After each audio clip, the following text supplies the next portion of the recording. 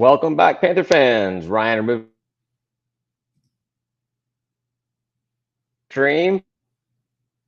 I am David Brown here, who does not hear me apparently. Ryan Graham is back. What's happening? I didn't remove myself. You're cutting out. But hey, hello. Is it better now? It is. What All right. did we? No. Start over. Start now. I'm in New York. I do not have editing abilities, so we are running this through the way it goes, and hopefully it works a lot better than the first 1 minute has gone. You're drinking Welcome back, everybody. Labatt Blue, yeah. Yeah, I mean, while in New York, if they got a beer called Blue, you're going to drink that for Georgia State, right? Better pack some in your suitcase and bring it back home. Just kidding. Dude, I'm traveling with three kids. What you call it? The other beer that you guys have in New York. The other one that beer I found in DC. Oh, Utica Club. There's some in the fridge over there, but that is not blue. That's not blue. Gotcha. So, but if you're feeling a little overweight, I also have Blue Light. Not a sponsor. I never feel overweight enough to drink light beer. I can't really taste the difference between these two of these. Just one's got more calories than the other, and they both taste like not everything else I drink. I got news for you. Calories are delicious. They are delicious, especially when they're in a fat form. I smoked some ribs today. All right. In a meat form. Fatty calories. Spoke some ribs. Excellent. Good stuff. They were great. They turned out well? Hopefully not well. Well, I mean, ribs are whatever, right? I mean, like the first thing I learned about smoking ribs was like, who cares? It doesn't matter about temperature because you're going to cook the shit out of them anyway. Like, that's what you're supposed to do, kind of. So the thing is about ribs, if you overcook them, then that's how people actually expect them to be. So like, the connoisseurs of ribs want them cooked to a point where you can bite through it. It'd be soft and tender and juicy, but you bite through and it leaves that bite mark. But everybody else that goes to a place and they're like, oh man, it fell off the bone. Yeah. And like the connoisseurs say that's overdone. I personally like it, but mine were a little tender, a little more fall off the bone. But there was some bite still. I did 2.5. Oh, good. That sounds good for baby backs. 3-2-1. I do 2.5. Was it baby backs or St. Louis? Backs. Oh, yeah. If you're doing baby backs, you don't want to do 3-2-1. They'll definitely the bones will fall out while you're pulling them off the smoker. So anyhow, on to some. Right? What's up, Tim? On to some. You gotta be delicate when you pull them off, right? Well, you gotta be delicate with everything you do. When you're handling any kind of meat or bone, you should be delicate with it as possible. So gotta be tender. Gotta be tender. Exactly. So let's get into a little Georgia State news.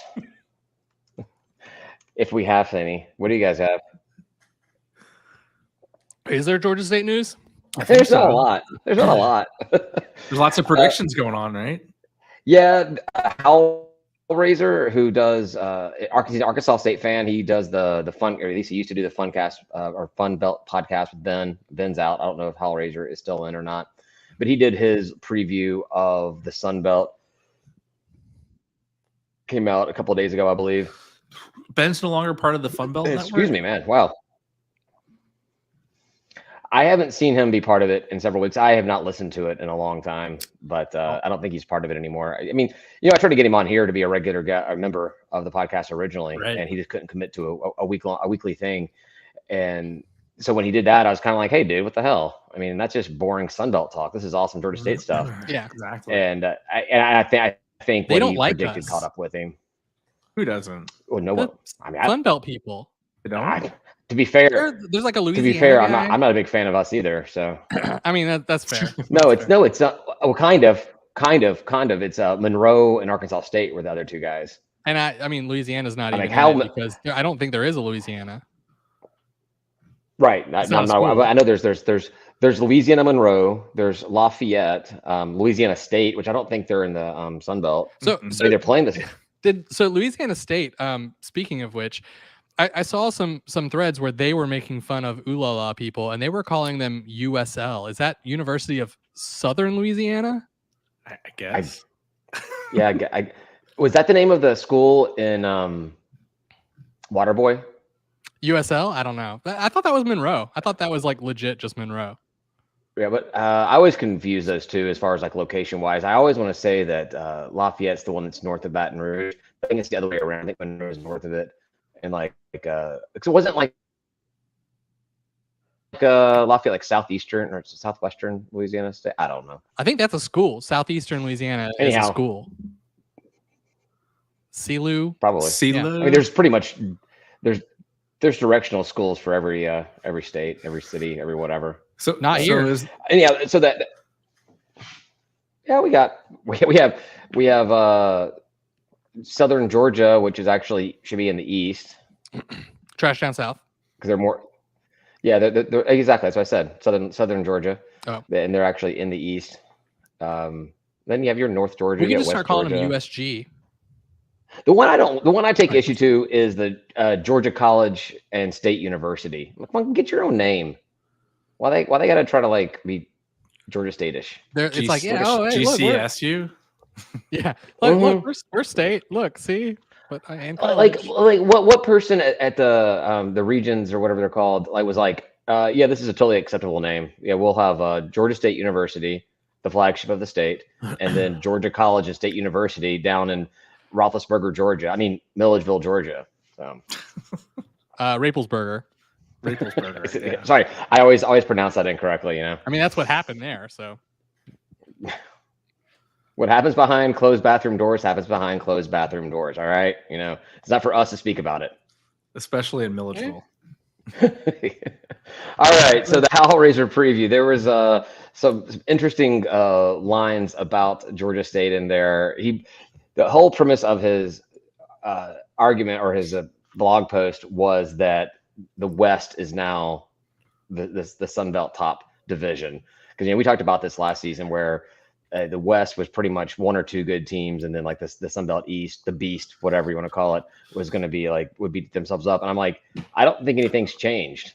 The West, just who's on top in the West changed. It went from being Lafayette and maybe Arkansas State or somebody to Troy and South Alabama being good. Whereas in the East, you've got several schools. They're going to just beat up on each other, and it's going to make it more difficult. So where it looks more clear that it's South Alabama and Troy in the West, you've got no idea in the East. That doesn't make the West any better.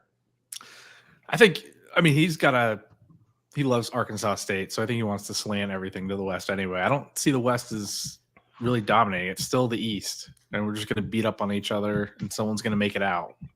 Just don't know who it will be this year, especially this year. Yeah, and he goes on to that as well. It's talking about how he's clueless about what's going to happen in the East and how I think he has Trash Down South ranked 4th, but they could be 1st. He even talks about Georgia State having the ability, but he had some interesting quotes about there. Actually, my favorite was in his actual predictions. If I did this setup correctly here. Look at you go. Wow. All professional and here. Hellraiser. Yeah, see, I even added his logo to his own chart so I can pay credit to him there. But look, so he ranks the teams in the East, and he's got Georgia State down 6th out of 7. But his quote for them is, "You've hurt me too many times," and it's the reason why I give him credit because I'm like, yeah, that sounds like a Georgia State fan. You know what? The funny thing is he's excited. He that means that he thinks that we could go do really well, but frankly, I've thought that in the past too many times. When I was going through this, of course, whenever I see these kind of charts with, I was like, oh, this must be a comment on the side here. And so I skipped. I still haven't read everybody else's. I go immediately to Georgia State, and it's like, "You've hurt me too many times." I'm like, yep, this is getting added to the podcast because I think we all feel that way on a regular basis. I mean, does he know how much we've hurt ourselves being Georgia State fans? It's like a multiplier, right? Well, we only hurt ourselves because we actually let ourselves buy into it and believe that this is the year. Are we bought in? We're going to do something. Is this year? The closer and closer we get to the football season starting, the more and more I feel like, you know what? This team actually looks like they put together something in the offseason. Coach Elliott seems to know what he's doing there. Last season was only 2, bad losses that kept us from getting bowl eligible. Yeah. We were 0-5 in games decided by a touchdown or less. We're right there on the cusp. We're right there. We can just turn a few things around. We got a new defensive coordinator. Yeah, I think this is the year. Yeah, these are the things that play through my head all day long. to the point where, yeah, I'm like, yeah, I think that I think we could make some noise this year. I mean, y'all, I'm high on Granger, so. And so is he. So is he. He says Granger is 100% a playmaker behind center. Right. I hope so. I think this is his year. He's gonna finally show me what's what. It's got to be the year. It's got to be the year. Now, what is, we don't know yet, but we will know what is at some point. Show me. I'm confident it's gonna equal points. That's what matters. Sure as hell hope so. I think it's gonna be more accurate, and he does have an arm. I think he's gonna be more accurate, and he's gonna definitely be smarter with his running, and it's gonna be exciting.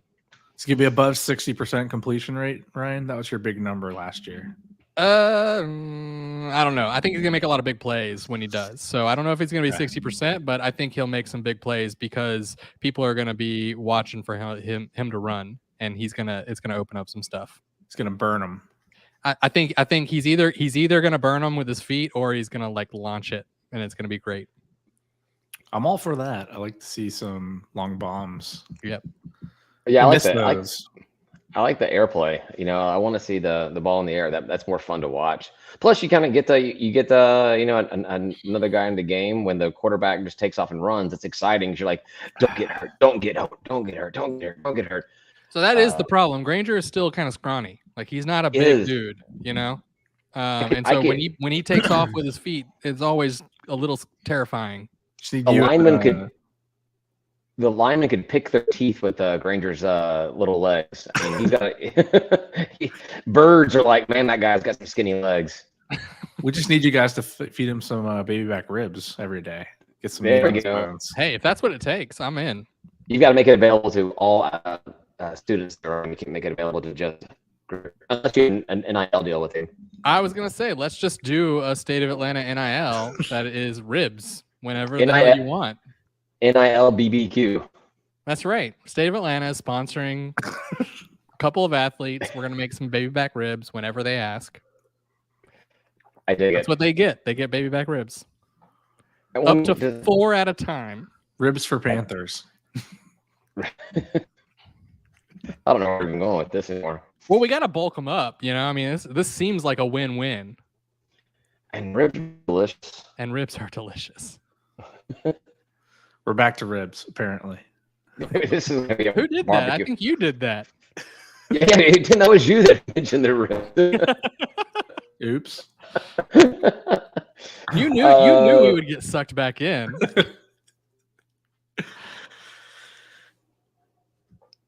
What's happening? Do we care about anything else about these quotes on these other teams here? I was just going to say James Madison sophomore slump. I think it's depressing that their sophomore slump is still ahead of us.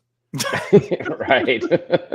But that's because you've hurt me too many times. I know, but I gotta believe that you've hurt me too many times is above the sophomore slump. But that's part of being hurt, right? I mean, it's the nature of the relationship. I would put us higher than Georgia Southern on this list. Obviously. Because we're going to beat them.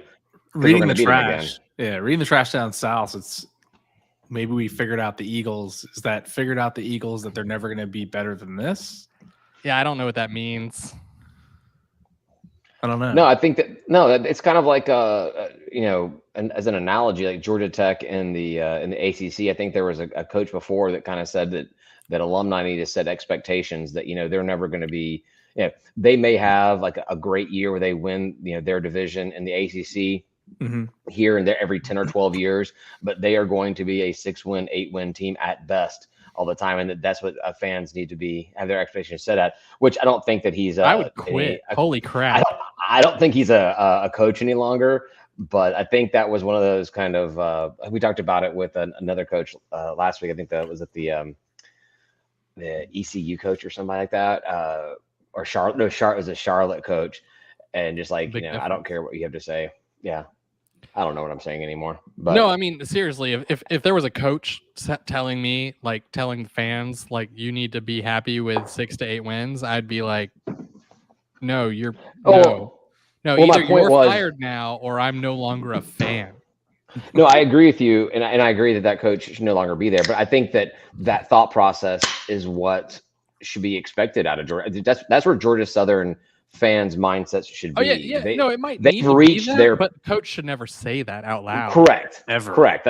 That's anti-coach speak. Right. Yeah. No. But they have peaked. Like they will win the East every 10 to 12 years whenever Georgia State's reloading. I get that.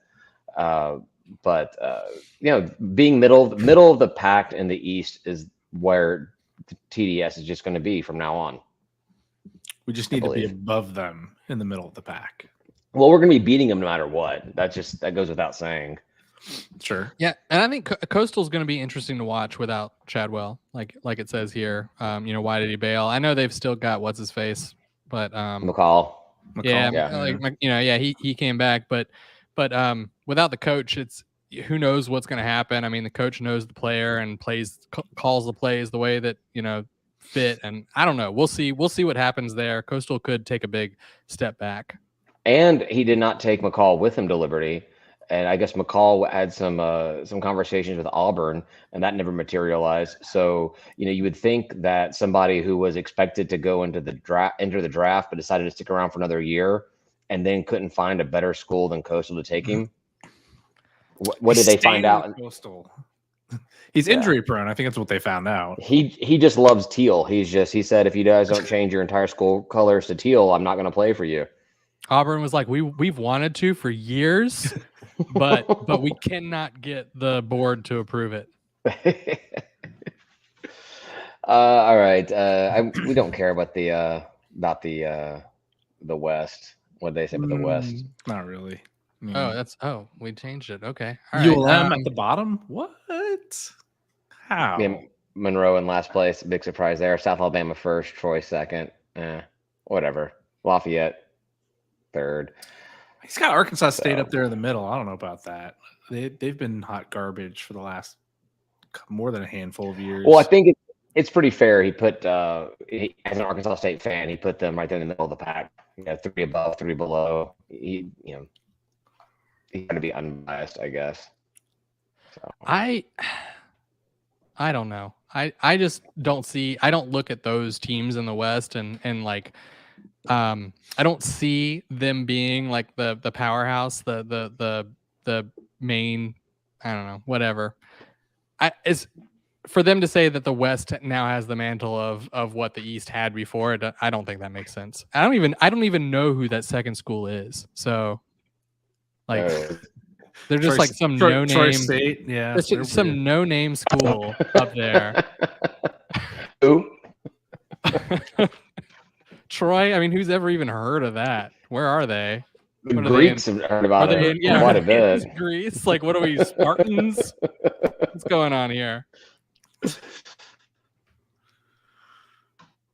I got nothing else on that. Me neither. That was awkward silence, but I was drinking a big old swig of beer. Yeah, I think for Tim to transition into something better. I'm trying to figure out. Sure. I'm trying to figure out if you're there or just pixelated and not really there. A little bit of both. Am I messed up? All right. There was another thing that came out today. I think it was today. Maybe just sure. But it was the college football news. Their predictions. They did the preview of Georgia State a few weeks ago. We talked about that, but now they actually went through and did a game by game prediction. And I was kind of surprised about this because they put us in their original article said 5.5 was our over under our win total expectation. But they have us here at 6-6. And the interesting thing about it was obviously beating trash down south. That's a given. But they have us on November 11th. They have us taking a W against Appalachian State here in Atlanta. There's some confidence there. I'm all for it if we can do it. They got to win at Marshall too. Not a win at Marshall. Not at Marshall. Well, yeah, a win against Marshall. Yeah, I guess they're thinking there's a home field advantage. I guess fans are going to show up this season for the first time. I think we've proven that we don't have a home field advantage. We actually might have an away field advantage. Well, our best performances are away at the big programs. Typically, our P5 matchups, even the games that we lost, with a few exceptions, we've been competitive in the games, or at least kept them honest. Those are the ones where like we watch it and like it's frustrating to lose, but we're like, man, this team like could do some things. Like we know the team has it in them, and I do think that there is something about playing in those lights and with all those fans, even though they're not necessarily as into it as they might be against a bigger program, but like fans make a difference. And I think if we filled up our stadium, it would make a difference to the players. We would be a better team. Sorry about that. I was fighting the whole time I was talking. we need those fans. It's like we need an organization whose job is to fill the stands with fans. Like that's their goal of their job. Aren't you the president of that? That's not my job. President of what? Of the PAC board? I'm not president. I'm not even an officer of the PAC board. Yeah, you'll be president in like 2 years, though. Executive board member of the PAC. Even then, that's de facto president. Everyone has a misconception about the job of the PAC. The PAC is just a fundraising arm. It's fundraiser, It's all about money. That's all it is.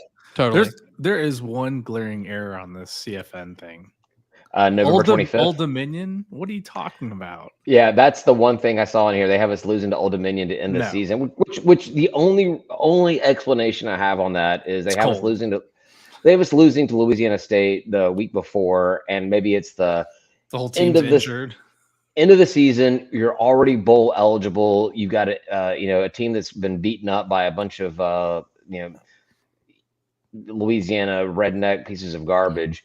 So they just don't have it in them to finish the season off on an away game. That's the only explanation I can have, because whenever I look through the schedule and I try to like pencil in the wins and losses that I think, Old Dominion's top of the list. That's one of the first ones that I say last game of the season, but one of the first games I'm like, that's definitely going to be a W for us. Oh yeah. Trash down south, Old Dominion for sure. The first 3 games of the season. I'm surprised they gave us W's for all the first 3. I'd love for that to be our start. That'd be a great start, great positive momentum for the team going into Coastal. That UConn game has me very, very scared. I feel like that's, I don't know. I'm nervous about the UConn game. I think we should win all 3 of the first games, the Rhode Island, UConn, and at Charlotte, but that UConn game has me scared. They all have me scared. We should win the first 3 games like every year ever. Every game is 50-50. Let's be fair. The game that has us most scared is the next one, which is Rhode Island. I'm terrified. Rhode Island, man, for sure. But we'll have a solid 8 hours of tailgating under our belts at that point on a Thursday, with nobody besides the employees of Georgia State walking back on their lunch breaks and stuff while we're sitting there wondering what we're doing. They come over to us for the lunch break. Yeah, exactly. Yeah, we'll be doing our food out there and our drinks out there, and like, hey, what I could eat this salad that I brought, or I could go see what these guys have. What y'all got? So which of the first 3 games, which one do you guys feel the most confident in? I'm most confident about Charlotte because I think it's like a revenge game after last year. That's probably the right answer. Yeah. I have zero confidence.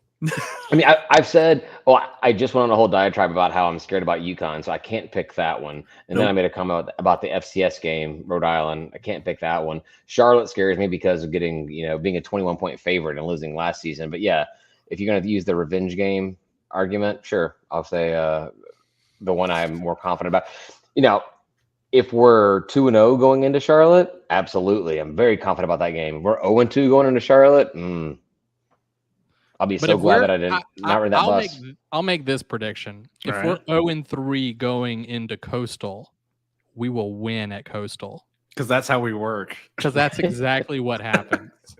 And then we'll lose the rest of the season.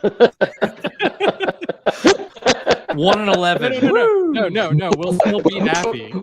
Well, no, we'll still beat Old Dominion at the end. We'll lose all their games and then just prove college football is wrong and beat OU. Or better yet, we'll lose all the rest of them except for LSU. That would be the most Georgia State. That would be the most Georgia. You took the words out of my mouth right there. Absolutely. Would you take it? I'd take it. I don't know. Trash down south. Yeah. I think I'd rather to give them that art. Go ahead. No, you. I'd rather beat Georgia Southern than LSU, I think. And I know that sounds crazy because we'd get all the media and whatever, but like I just can't. I don't like losing to Trash Down South. Well, but think about it also. Like we joke about, like, as long if you were to beat the P5, the money game on your schedule, and that's only gave me one, how satisfying would that be? Yeah, that game, that day would be satisfying. But then you spend the rest of your life looking back on that season. You're like, yeah, we went 1-11, and we shocked the world by beating this, SEC powerhouse team. Now we have Tennessee on the right and LSU on the left on our stadium. Exactly, but we lost to Rhode Island, and we lost to Old Dominion, like Charlotte. Ugh. In Charlotte, rando school named Troy. Who? Who even knows who that is? And we lost. Who is that guy? I think they're. I think it's actually a sponsor name. They're sponsored by a prophylactic company.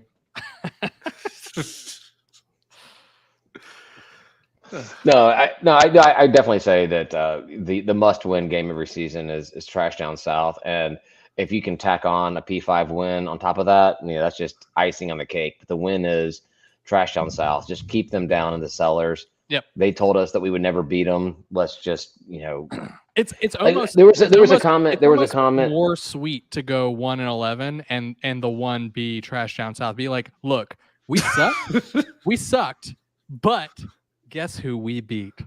Exactly. You suck more. That's exactly my point. I guess I didn't get all the way through the thought process. You're absolutely right. You're absolutely right. What you said was having that one win against your P5 money game is great. Beat your chest about it. Get the other side of the banner up in front of the stadium filled in with that game. But everyone just laughs that off as being some freak anomaly. But if it's the exact same thing, it's Trash Down South as the one win. They're like, yeah, you went 1-11 that year. I'm like, I would get shirts made if we went 1-11 and our only win was that's the new 20-3. As far as people in Georgia go, 1-11. You could do the one in like Trash Down South colors. Oh, no, you could just do a middle finger as a 1 and then 11. That'd be a good one. Not that I want us to go 1-11, but now I know what we're going to do. If we ever go 1-11 and only beating Trash Down South, that's the shirt we're making. And just because of this conversation, because again, that this is the most Georgia State thing ever, we're gonna go 11-1, and Trash Down South is gonna be the one. How do you feel about that? What is your take on that? I'd be fine with it. I'd be totally good with that. Yeah, 100%. Let's do that. That's all right. But what if we go to 11-1, we lose to Trash Down South, and they go 12-0, and they get the East spot, and we don't even get to play for the conference championship? That would hurt, but I would take 11-1, and I know, right? I would take it. It would hurt because they're assholes, and they would never let us live that down, and they shouldn't let us live that down. And I know I'm being recorded and all that stuff, but like that would be definitely chest thumping for them. But like if we went 11-1, that would be just effing amazing. I mean, I can't even imagine when we're going to be able to go 11 wins. Like, it doesn't even compute in my head. Like 8, 9, fantastic. 10, awesome. 11, holy shit. Also, it's 11. Right. It's 11-1 with a win at LSU. That's it. At LSU. That's what I was thinking as far as the shirt idea. Like a retaliation shirt against the Trash Down South would be something about we may have lost the Trash Down South, but then have the scoreboard of beating LSU. Like, all right, cool. Yeah, something. We'll brainstorm that one. They'd be like, we basically beat LSU this year, and I'd be like, yeah, whatever. It's fine. We actually did it. So and you actually have a losing record to us. So yeah, still, congrats. Right? Oh. I don't know. Dumbasses. I don't want to do the math. I love how we're creating new reasons to hate them on hypothetical scenarios. They'd be such assholes. So if we start the season, I know we're doing the 11-1 thing, but if we start the season 0-3 or 0-4, and we're staring down Southern with no wins, we're on that 1-11 train.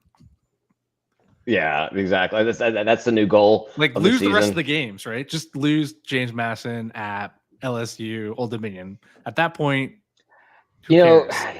I really don't want to lose to James Madison either. Especially because we should have beat them last year. I'm so bitter about that. I mean, I was bitter about it going into Charlotte, it before we even played them. Yeah. We have a good revenge tour. We do. With nice Charlotte and maybe Marshall as well. It's a game I thought we should have won. I can imagine the team's gonna be super focused when we get to Charlotte. We got embarrassed. Let's call a spade a spade. We were embarrassed in our home stadium by a team we're supposed to beat by what, 21 plus? 21 points. Yeah, and I think that's something that Coach Elliott should definitely drill into their heads going into that game. You know, and one we didn't talk about as well was Louisiana. It's the first time we've been facing Lafayette. Sorry that I called him the other name. Facing Lafayette without Napier. Like, we should beat them as well. I know it's down there, but that's a game we should win this year, I believe. I'd love to see it. I mean, I that would be exciting. I think that they're a rival, and I know that it's mostly basketball at this point, but it bleeds over to football for me personally because I don't like them. It just reminds me of the COVID year. Remember we were down there and our coach was out and we had the game basically, and then we just couldn't stop them. They threw like a 40-yard bomb pass. I think I blocked that out. No, the COVID year was when the COVID years when they came to Atlanta ranked number 19, having just beaten Iowa State, and we had them on the lines. Like we should have won that game because I remember talking to the tool bags at Raging Review about that, and they kept on just trying to talk shark to me about everything. And you can say shit. I know, but talking about them, I should. But then we should have won that game, and then, of course I go on their show afterwards, and I'm like, yeah, that game was good, and we should have won that. Like, should have, would have, could have. Like, yeah, I get it. We lost the game. I acknowledge we lost the game, but you guys were thumping your chest using number 19 like 30 times in our conversation before, and number 19 team nearly lost to Georgia State. So right, true. Eat a D, dude. Or was it Arkansas State where he was out? Good at it. I'm sure it wouldn't be there first. Wasn't there a game though that Fuquay was out and? Yeah, I think that was the following season. I think it was the following season. I just remember watching it. Yeah. Mm-hmm. I forget what happened in that game. Was that a good game? Was it a bad game? I can't remember. It was, of course, a game we were supposed to win, and then we were up, and they just came back at the end. Just kept throwing passes. Was that a high? Was that no? I was thinking it was a high scoring game. I think that's the Arkansas State game. It was a high scoring game that we lost like 52-50 or something like that. And Ryan, I think you were over at my house watching that game on the front porch. That sounds right. Yeah, it was like I think it was 17-7 going into the late in the fourth, and they scored 2 touchdowns in like a couple minutes. Oh yeah, that sounds. We needed Fuquay. That sounds weird to say, but we needed him. Yeah, don't ever say that again. That's Sinatra. No, so I based off of this record here, what they have, so it's Rhode Island win, UConn win, Charlotte win, Coastal loss, Troy loss, Marshall win, Lafayette loss, TDS win, James Madison loss, Appy State win, LSU loss, ODU loss. I'm just saying that for people that aren't watching the YouTube stream. Yep. Sure. Where I disagree with this, I'll take every one of his wins. Obviously, I think you can tack on Old Dominion easily, and at least one of 2 Lafayette and JMU. So you want 8-4. 8-4, yeah. So I'm saying 7-5 or 8-4. I think we win at least one of 2. Lafayette and JMU. We could win both of them, but I definitely think we win Old Dominion. So where he's predicting 6-6, or CFN is predicting 6-6, I'm saying we're looking at more based off of this 7-5 or 8-4. I'm excited for them predicting us to get to 6. I'm hoping we do. I hope we start the season out strong. That's going to set the tone for us to get to 6. Yeah, because I was looking at this. If you do the math by the week by week, we never have a losing record throughout the season. We're 6-4 going into the last 2 games of the season. So we're bowl eligible, knowing that we're going into Baton Rouge. We don't need you, LSU. We're already bowl eligible. I'm just kidding. Yeah, exactly. Yeah, I would take this in a heartbeat. I don't think we're being happy. I've said that. I will not think that we're gonna beat Appy until we beat them. This is the year. No. The year. I mean, until we beat them, I don't think we can. So we can. I mean, we will. We will eventually, but until we do, it's gone. You know, I mean, there's no reason to say we're gonna do it because we haven't done it. I think we'll probably win against the rando school on the 30th. Whoever the F that is. That's a bigger prediction. I think picking a win against Troy is a bigger prediction than beating Appy State. Do you? Yeah. All Troy's good. Troy's good right now. I think we're going to lose Alabama. At least one of those first 3 games. Fair enough. I would not bet against you. Probably more. Ooh. 1 and 2. Ooh. Should we do like an over/under on 2?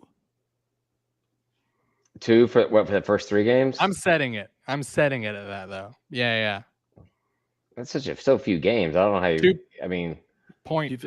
No. I mean, exactly. Over 2 is 3. Yeah. No, that's not good. Because I don't want to do any of the points either. Like, just pick. I was like 2.5. No. 1.5. No. Actually, you know what we should do? 1.5. 1.5 for the beginning of the season, the week before, the week of, doesn't matter. We should all make our final predictions and talk about it on the pod. Mm-hmm. Should we do it publicly on the pod, and then or should we put them all in envelopes when we open them up at the end of the season? Let's talk about them. I mean, we talk about stuff. We need content.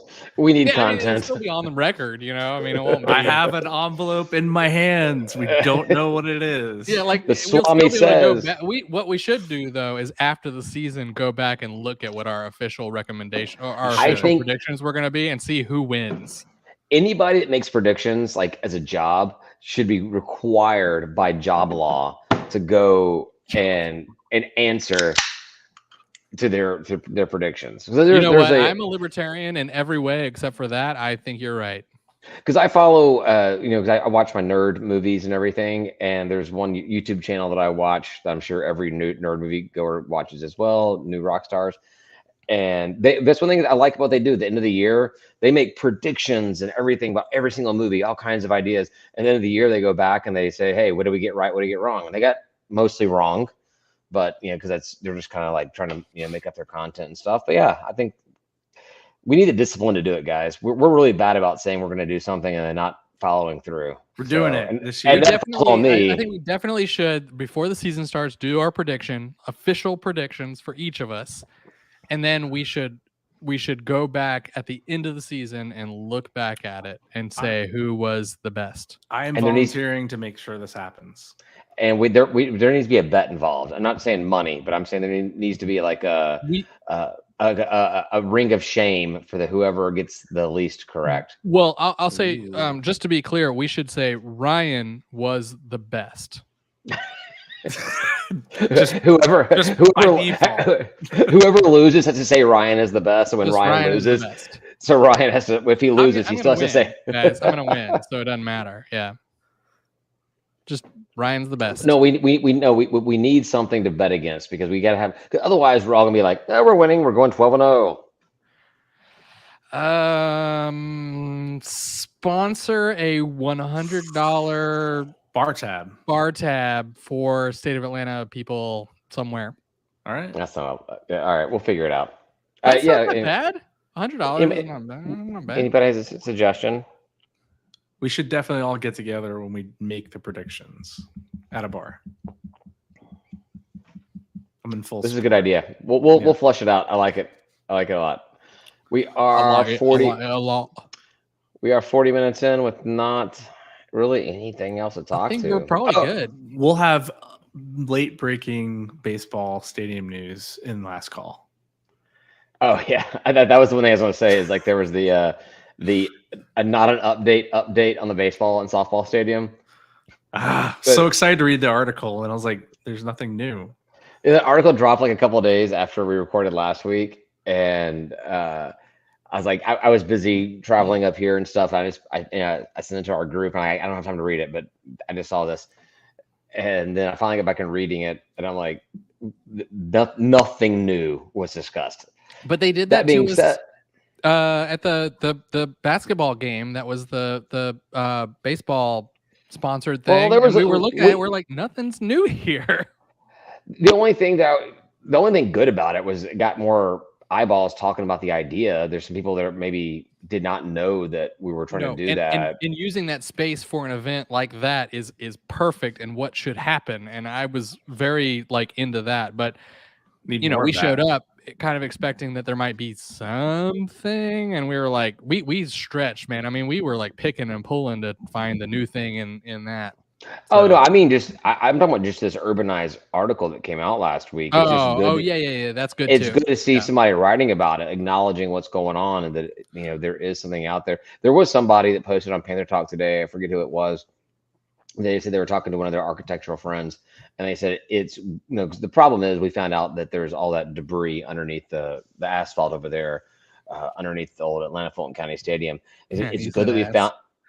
It's good that we found that out when we did, because if you find that kind of stuff out once construction has begun, tear it all down, it becomes even more expensive to fix it. So now we know that it's got to be addressed ahead now of you time. put it in the plan. Yeah. Right. You don't have to find that money somewhere or anything like that. Like before you before you. But why haven't we seen an initiative to make this happen? Like we did way back in 2021 when they accidentally sent me that facilities plan that actually is coming to fruition almost to a T. We saw it. They had it. They even said how much money the damn thing was going to cost, which is expensive, by the way. Right. Well, yeah, it's super expensive now because of all the groundwork they've got to do. But but there's just. Do you want to? The estimated budget way back when was $7.5 million for the baseball stadium, and now it's like 40-something million, right? Now it just ballooned itself. Yeah, because they got to fix the ground. I don't know. I feel like we could get a couple of Bobcats. We could rent some Bobcats for a weekend. We could probably fix that up pretty good. Couldn't we, guys? Just push all the bad stuff over onto the road. All right, Atlanta, that's your job. Pick it up. I mean, it's what my neighbors do with all their junk. They just put it in the street, and someone else takes care of it. So Ryan is completely checked out right now. I am a little checked out. He's like, they're talking about facilities. Damn it. All right, we can close this one up. I don't think we've got much else to say that we can't say without a lot of curse words. And that might be true. All right. Thanks, everybody, for listening. We're going to head over to Last Call, where we talk a little bit more about the episode, more freely, more drinks, more foul language, things like that. You can find it on our Patreon page, free of charge, patreon.com/JWAtlanta. If you do choose to subscribe, you can get early access to it, as well as access to our private group chat, merchandise discounts, and I say this every year, but this year we really are working on some cool new stuff to start the football season off, the athletic season off. So please consider subscribing. As little as $3 a month. So with that being said, we'll talk to you next week. Say goodbye, guys. Goodbye, guys. Peace.